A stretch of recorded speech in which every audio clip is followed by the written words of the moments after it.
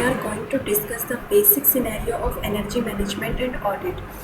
In the basic scenario of energy management and audit, हमें सबसे पहले हमें ये जानना है कि एनर्जी मैनेजमेंट होता क्या है. एनर्जी मैनेजमेंट होता क्या है? तो energy management is nothing but the management of the energy.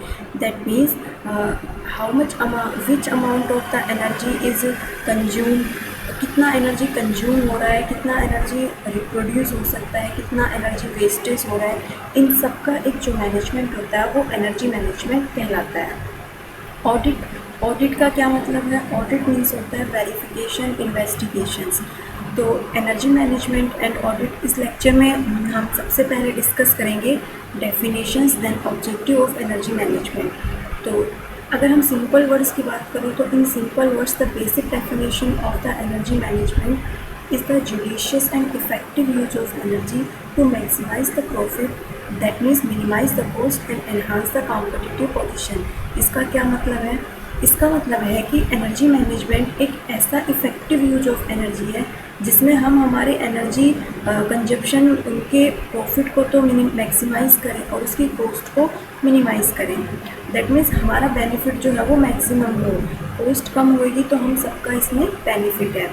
After that, if we are going to discuss the definition of the energy management according to the Energy Conservation Act 2001, so the strategy of the adjusting and optimizing the energy using the system and procedure so as the energy requirement is reduced while holding the cost of the energy consumption is constant, or if we can reduce the cost of the energy consumption then it is the better. So these are the basic definition of energy management. अब हम बात करते हैं objective की.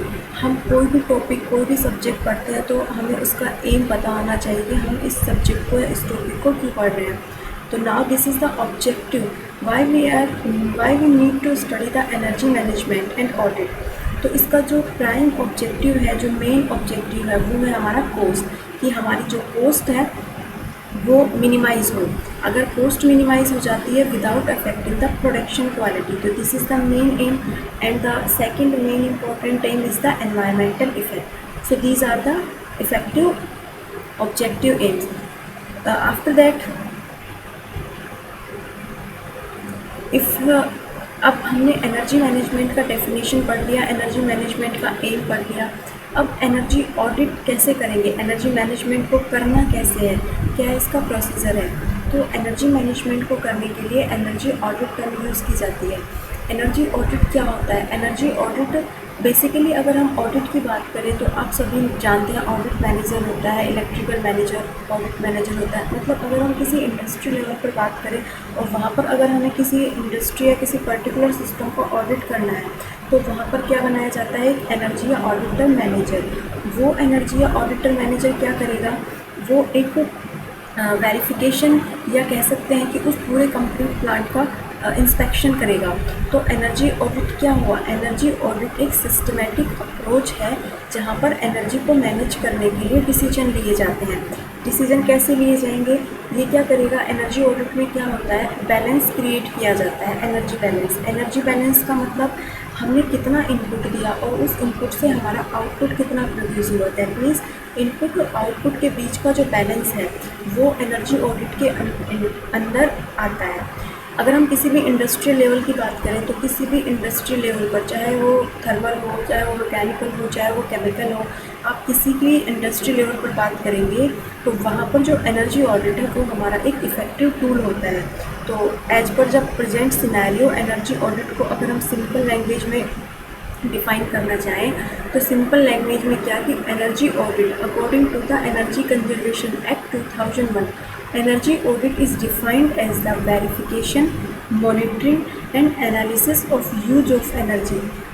मतलब जो हम energy को यूज़ कर रहे हैं उसका वेरिफिकेशन, उसका मॉनिटरिंग और उसका analysis using the technical report. मतलब जब हम किसी इंडस्ट्री का वो ऑडिट करते हैं तो हम उसकी एक रिपोर्ट तैयार करते हैं. वो रिपोर्ट कैसे तैयार करते हैं, उसके क्या कंटेंट्स होते हैं, ये हम नेक्स्ट लेक्चर में डिस्कस करेंगे. तो अभी आप ये देख लीजिए कि एनर्जी ऑडिट का क्या मतलब हुआ. एनर्जी ऑडिट का मतलब हुआ कि किसी भी इंडस्ट्री लेवल पर या किसी भी इंडस्ट्री को वेरीफाई करना, उसको मॉनिटर करना, उसको एनालिसिस करना और उसके बेसिस पर उसकी टेक्निकल रिपोर्ट को फॉर्मेट करना और उस टेक्निकल रिपोर्ट के बेसिस पर कुछ डिसीजंस लिए जाते हैं। उन डिसीजन को आफ्टर दैट ऑडिट इम्प्लीमेंट किया जाता है और जितने भी हमारे ट्रेनिंग एम्प्लॉय होते हैं उन सबको उस चीज़ से ट्रेन किया जाता है। अब हमने एम पढ़ लिया, नीड और एम एक ही बात है भाई। नीड का मतलब हमारा एम ही हो गया। एम तो क्या होता है, जैसे हम इस चीज़ को अचीव करना चाहते हैं, और नीड क्या होता है, जो हमारी बेसिक रिक्वायरमेंट्स हैं कि इस रिक्वायरमेंट को हमें फुलफ़िल करना ही है।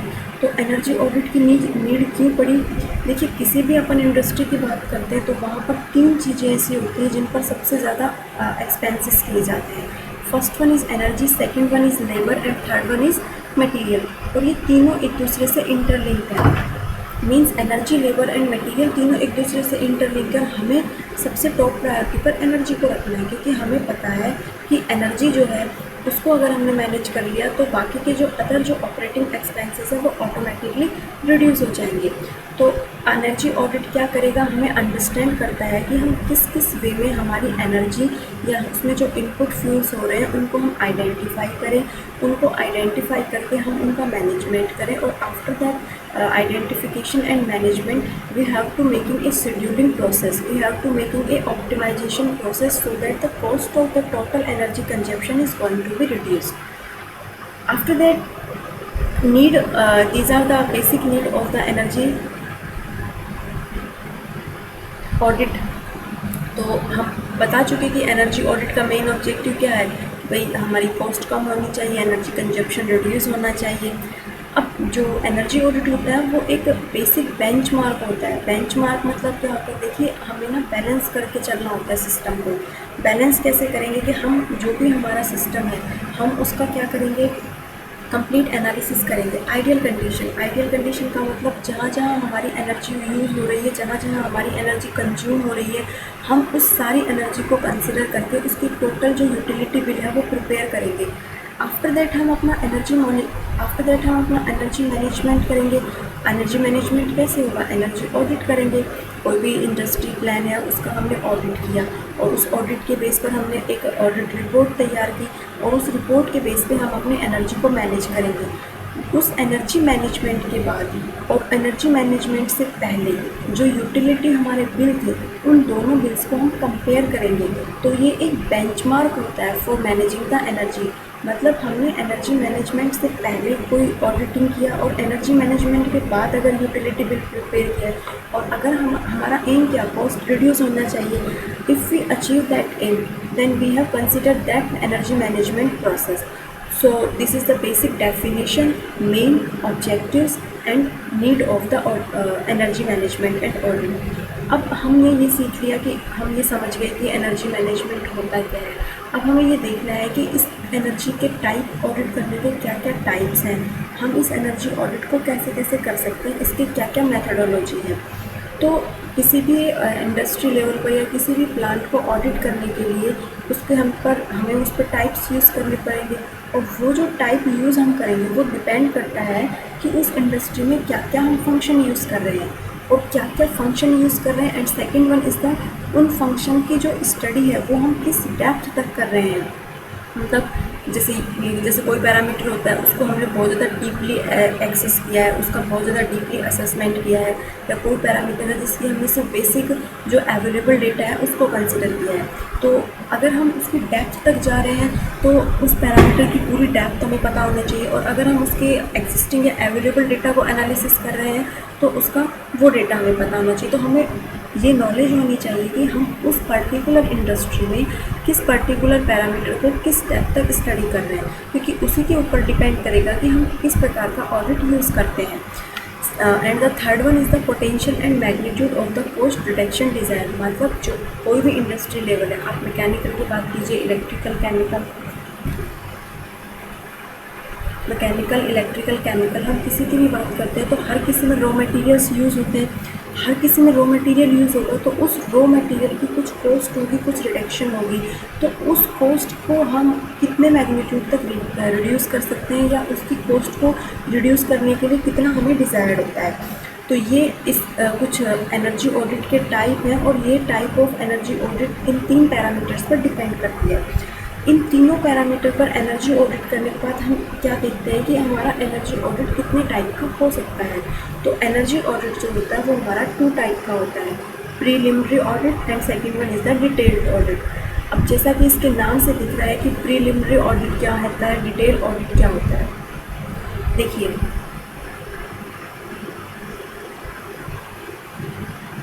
प्रीलिमिनरी ऑडिट, प्रीलिमिनरी जैसा कि ये नाम से शो हो रहा है, प्रीलिम्स मतलब ये एक क्विक एक्सरसाइज होती है।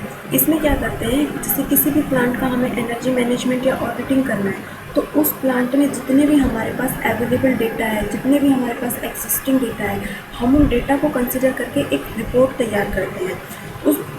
ये जो रिपोर्ट है, प्रीलिमिनरी रिपोर्ट है, इसमें हम किसी भी पैरामीटर का डिटेल्ड एनालिसिस नहीं करते। इसमें सिर्फ जो एक्जिस्टिंग डेटा है या अवेलेबल डेटा है हम सिर्फ उसी को कंसिडर करते हैं। होता क्या है इसमें, जैसे हम कौन से एक्जिस्टिंग डेटा होंगे, जैसे किसी भी इंडस्ट्री, अगर हम अपने पावर सिस्टम की बात करते हैं, पावर सिस्टम में सपोज हमने थर्मल जनरेशन की बात की, तो अगर मैं थर्मल प्लांट है उसका एनर्जी मैनेजमेंट ऑडिट करना चाहती हूँ और उसके लिए मुझे सबसे पहले प्रीलिमिनरी ऑडिट करना है। तो प्रीलिमिनरी ऑडिट में मैं क्या क्या इक्विपमेंट कंसिडर करूँगी, किस किस इक्विपमेंट की मैं रिपोर्ट तैयार करूँगी। तो क्या क्या इक्विपमेंट करेंगे, तो किसी भी थर्मल प्लांट में क्या क्या इक्विपमेंट या क्या क्या चीज़ें अवेलेबल होती हैं, जैसे कि बॉयलर फीड पंप होता है, हम कंडेंसर यूज़ करते हैं, हम सुपर हीटर्स यूज़ करते हैं, हम इकोनोमाइज़र यूज़ करते हैं, बॉयलर्स यूज़ करते हैं। ये जितने भी इक्विपमेंट्स हम यूज़ कर रहे हैं, ये हर एक इक्विपमेंट की रिपोर्ट कि ये कितने इक्विपमेंट यूज़ कर रहे हैं, इनका क्या टेम्परेचर है, इनकी कितनी एनर्जी कंजप्शंस है, इन सब की जो रिपोर्ट होगी वो हमारी प्रीलिमिनरी ऑडिट कहलाएगी। इसके अलावा हमारे जितने भी मेजरिंग इंस्ट्रूमेंट हैं, किस किस पैरामीटर को मेज़र करने के लिए हमने कौन सा मेजरिंग इंस्ट्रूमेंट लिया है, क्या क्या लिया है, ये सब इनकी जो डिटेल जो रिपोर्ट होगी है, इनका जो डिटेल्ड एक्सप्लेनेशन होता है वो हमारा किस में होता है, प्रीलिमिनरी ऑडिट में होता है। तो ये हमारी फर्स्ट क्या हो गई, प्रीलिमिनरी ऑडिट हो गया। इसमें हम सिर्फ एग्जिस्टिंग डेटा को कंसिडर करते हैं, इसमें हम कहीं भी डिटेल्ड एनालिसिस नहीं कर सकते हैं। अब एग्जिस्टिंग डेटा को कंसिडर करके अगर कोई रिपोर्ट प्रिपेयर की जाती है, दैट मीन्स वो क्या है, एक इमीडिएट प्रोसेस हो गया। इसीलिए हमने सबसे पहले लिखा है कि ये एक क्विक एक्सरसाइज होती है जिसमें सिर्फ हमें रिपोर्ट तैयार करनी होती है। आफ्टर दैट इस प्रीलिमिनरी ऑडिट के बाद हम किसे डिस्कस करेंगे, डिटेल्ड एनर्जी ऑडिट को। डिटेल्ड एनर्जी ऑडिट में हम क्या करते हैं, हर एक पैरामीटर का डिटेल्ड एनालिसिस करते हैं। मतलब कह सकते हैं कि जो डिटेल्ड एनर्जी ऑडिट है वो एक कॉम्प्रिहेंसिव ऑडिट प्रोसेस होता है। अब इसमें क्या क्या डिटेल्स, कैसे डिटेल्ड एनालिसिस करेंगे, कैसे चीज़ों का असेसमेंट करेंगे, क्या डिटेल्ड एनालिसिस करेंगे। देखिए हम किसी भी सिस्टम की बात करें, जैसे कंट्रोल सिस्टम की बात करें, पावर सिस्टम की बात करें, किसी भी सिस्टम, उसके अंदर कुछ इंटरनल इफेक्ट होते हैं जो हमारे आउटपुट को इफ़ेक्ट करते हैं। जैसे पावर सिस्टम की अगर हम बात करें तो पावर सिस्टम में लोडिंग इफेक्ट होता है, उसकी वजह से हमारे सिस्टम में एरर प्रोड्यूस होती है। अगर हम कंट्रोल सिस्टम की बात करें तो उसमें जो बहुत सारे अगर टाइम कांस्टेंट एलिमेंट को एक साथ कनेक्ट कर दिया जाता है तो उनके बीच में इंटरेक्टिव इफेक्ट होता है, नॉन इंटरेक्टिव इफेक्ट होता है, इन फ्रिक्शंस होती हैं। इसके अलावा और भी अदर पैरामीटर होते हैं, एनवायरमेंटल पैरामीटर जिनमें वेरिएशंस होते हैं, जैसे टेम्परेचर है, विंड है, वेदरिंग कंडीशंस हैं, जो भी है, इन सब चीज़ों की वजह से हमारे प्लांट के पैरामीटर पर क्या वेरिएशन होता है, उस पर क्या इफ़ेक्ट पड़ता है, इन सब का जो स्टडी होता है वो किस में आता है, डिटेल्ड एनर्जी ऑडिट में आता है। तो सेकंड ऑडिट क्या हुआ हमारा, डिटेल्ड एनर्जी ऑडिट। इसमें हम क्या करेंगे, जैसे हर एक इक्विपमेंट का जो डिटेल्ड एनालिसिस करके उसकी कॉस्ट को भी कंसिडर करते हैं। तो ये हमारा डिटेल्ड एनर्जी ऑडिट हो गया और प्रीलिमिनरी ऑडिट हो गया। अब डिटेल्ड एनर्जी ऑडिट जो है वो 3 फेज़ में कंसिडर किया जाता है, या कह सकते हैं कि डिटेल्ड एनर्जी ऑडिट जो है वो 3 फेज़ में होता है। फेज़ 1 कहलाता है प्री ऑडिट फेज़, फेज़ 2 कहलाता है ऑडिट फेज़ और फेज़ 3 कहलाता है पोस्ट ऑडिट फेज़। अब प्री ऑडिट फेज़ और क्या क्या होते हैं, जैसे फेज़ 1 है प्री ऑडिट फेज़, हमने प्रीलिमिनरी ऑडिट पढ़ा, तो प्री ऑडिट फेज़ जो है is nothing but that preliminary audit. मतलब इस प्री ऑडिट फेज़ में हम क्या करेंगे कि हमारा जो भी एग्जिस्टिंग या अवेलेबल डेटा है उन सबको कंसिडर करके क्या बनानी है, एक रिपोर्ट बनानी है। तो ये प्री ऑडिट फेज होगा। ऑडिट फेज क्या होता है, इस ऑडिट फेज से हमारा जो ऑडिट है वो स्टार्ट हो जाता है एनर्जी मैनेजमेंट। मतलब यहाँ पे डिटेल्ड जो ऑडिट प्रोसेस है वो स्टार्ट होगा। हर एक इक्विपमेंट का, हर एक कंपोनेंट का हम क्या करेंगे, डिटेल्ड एनालिसिस करेंगे। तो ये हमारा किसके अंदर आएगा, ऑडिट फेज में आएगा। After that phase third is come. Phase third क्या होता है, post audit phase. Post audit phase में क्या होता है, हमने रिपोर्ट तैयार कर ली, हमने ऑडिटिंग कर लिया, ऑडिट कर लिया, रिपोर्ट ऑडिट तैयार कर ली, तो उसके बाद हमें post audit phase. Post audit phase में क्या होगा, जो भी आपने ऑडिट किया है, जिस भी इक्विपमेंट को, जिस भी इंडस्ट्री को आपने ऑडिट किया है, उसकी एक रिपोर्ट बनती है। उस रिपोर्ट के बेसिस पे कुछ रूल्स एंड रेगुलेशंस अप्लाई किए जाते हैं। उन रूल्स और रेगुलेशंस को स्टडी करना और वो जो रिपोर्ट आपने तैयार की है, उस रिपोर्ट के बेसिस पर कुछ रूल्स एंड रेगुलेशन तैयार किए जाते हैं। उन रूल्स और रेगुलेशन को बाद में इंडस्ट्री पर अप्लाई करना, ताकि हमारी, क्योंकि मेन एम क्या है, एनर्जी को रिड्यूस करना, ताकि हमारी एनर्जी कंजप्शन जो है वो रिड्यूस हो सके। यही कहलाता है पोस्ट ऑडिट फेज। तो डिटेल्ड एनर्जी ऑडिट कितने फेज में कैरिड आउट हुआ, 3 फेज में, phase 1, phase 2, phase 3। Phase 1 is pre audit phase, phase 2 is audit phase and phase 3 is post audit phase. अब होता क्या है, हमने एनर्जी मैनेजमेंट पढ़ लिया, एनर्जी मैनेजमेंट के टाइप पढ़ लिए, एनर्जी मैनेजमेंट की जो टाइप है वो किस किस पैरामीटर्स पर डिपेंड करते हैं, उसके क्या क्या फेज होते हैं। तो एनर्जी मैनेजमेंट की कुछ गाइडलाइंस होती हैं कि हमें इस स्टेप को यूज़ करते हुए चलना है, इन स्टेप को यूज़ करके हमें एनर्जी मैनेजमेंट करना है और उसकी एक रिपोर्ट तैयार करनी है। तो एनर्जी ऑडिट की एक मेथडोलॉजी होती है जिसमें टोटल 10 स्टेप्स होती हैं। एनर्जी मैनेजमेंट की एक मेथडोलॉजी होती है जिसमें टोटल 10 स्टेप्स होती है और हमें उन 10 स्टेप्स को फॉलो अप करते हुए क्या करना है, एनर्जी को ऑडिट करना है। तो सबसे पहले हमारा फेज़ वन में जो स्टेप 1 आती है वो है, फेज़ 1 हमारा क्या था, प्री ऑडिट फेज़। तो स्टेप 1 क्या है, हमारी प्री ऑडिट फेज़। और प्री ऑडिट फेज़ में हम क्या करते हैं, किसी भी एनर्जी मैनेजमेंट को उसका प्लानिंग करते हैं, उसकी ऑर्गेनाइजेशन करते हैं। जितने भी हमारे एनर्जी मैनेजर्स होते हैं, प्रोडक्शन मैनेजर होते हैं, प्लांट मैनेजर होते हैं, उनको इन्फॉर्म किया जाता है कि हाँ, दिस पर्टिकुलर एनर्जी मैनेजमेंट या energy audit is going to be had on particular day. तो जो प्री ऑडिट फेज़ है, या कह सकते हैं जो स्टेप 1 है, is nothing but that pre audit phase. After that, step 2 is coming. Step 2 is the conduct of the brief meeting in awareness program. मतलब जितने भी हमारे इंडस्ट्रियल अगर हम किसी इंडस्ट्री, क्योंकि ये जो एनर्जी मैनेजमेंट ऑडिट है वो एक इंडस्ट्री लेवल पर ही किया जाएगा, तो उस पर्टिकुलर इंडस्ट्री लेवल पर जितने भी हमारे डिविजनल हेड पर्सनस होंगे, उन सभी कंसर्न पर्सन के साथ एक ब्रीफ मीटिंग रखी जाती है, उनको इस पर्टिकुलर प्रोग्राम से अवेयर किया जाता है। और ये जो प्रोसेस होता है ये 2 से 3 आवर्स का प्रोसेस होता है। यहाँ तक स्टेप 2 कंप्लीट हो गई। आफ्टर दैट स्टेप थर्ड में क्या होता है, स्टेप थर्ड से हमारा फेज़ 2 स्टार्ट हो जाता है। फेज़ 2 क्या होता है, ऑडिट फेज़ होता है। तो ऑडिट फेज़ में क्या होगा, जितने भी हमारे प्राइमरी डेटा, ऑडिट फेज़ में स्टेप थर्ड की बात करें तो जितने भी हमारे प्राइमरी डेटा हैं उनको हम गैदर करेंगे, उनका एक फ्लो डायग्राम बनाएंगे और उनका एनर्जी यूटिलिटी डायग्राम बनाएंगे। जितने भी एग्जिस्टिंग डेटा है उनको कंसिडर करके एक फ्लो डायग्राम बनाया जाता है। After that step 4 is come.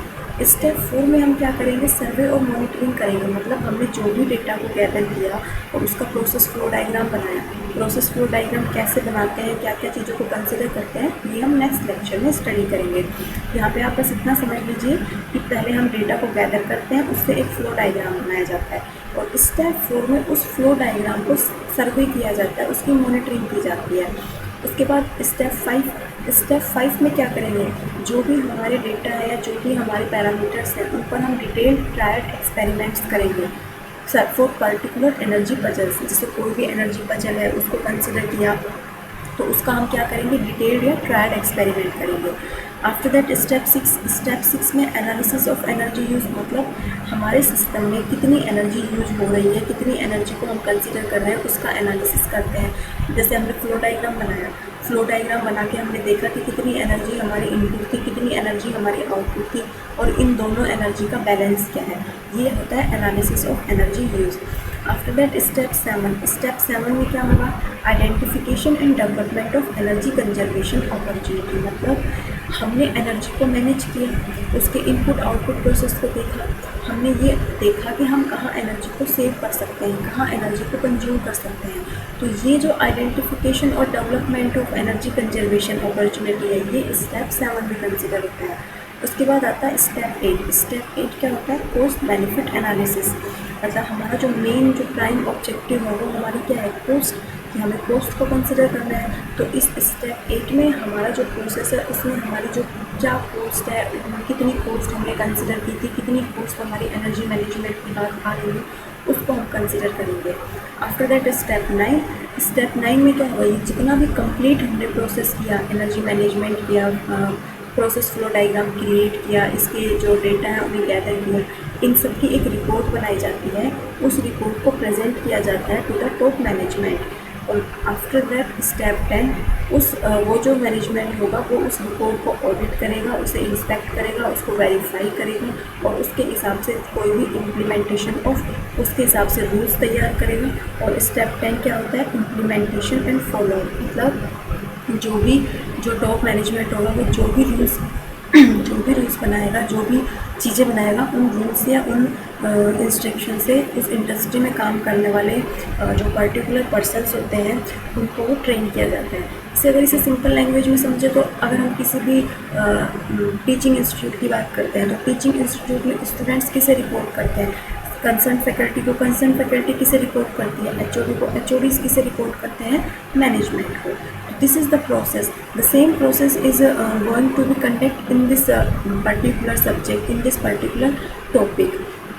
और ये जो एनर्जी मैनेजमेंट का जो प्रोसेस है, ये एनर्जी मैनेजमेंट की पैरामीटर्स चेंज हो सकते हैं industry to industry, but the process has to be remain same for all industry level. So student, this is the lecture, this is the basic lecture for the energy management and audit. इससे next lecture में हम पढ़ेंगे कि किस तरह से energy का process flow diagram बनाते हैं, किस तरह से हम एनर्जी ऑडिट को अप्रोच करते हैं, कैसे हम अपने इंडस्ट्री लेवल पर उसको यूज़ करते हैं। तो आई होप आप सभी लोगों को समझ में आएगा। Thank you.